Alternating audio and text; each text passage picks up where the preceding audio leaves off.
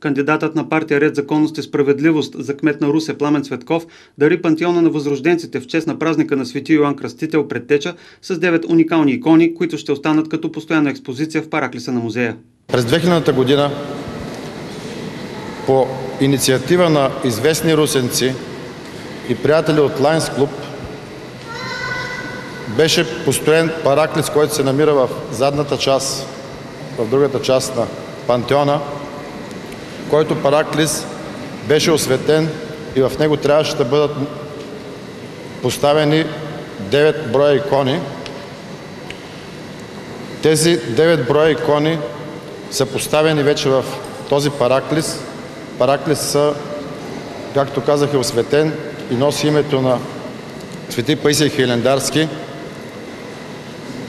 Тези 9 икони са нарисувани от известния русински художник Йоани и искаме чрез нашия Ротари клуб тези икони да ги дарим на Регионалния исторически музей.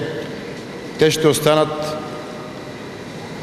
в бъдещето, където всички ще могат да се прекланят пред тях. Пламен Цветков подари на русенци изпълнения на акапелни произведения на хор Дунавски звуци. Тържеството на духовността завърши с издигането на стотици летящи фенери. Купуването и продаването на гласове е престъпление.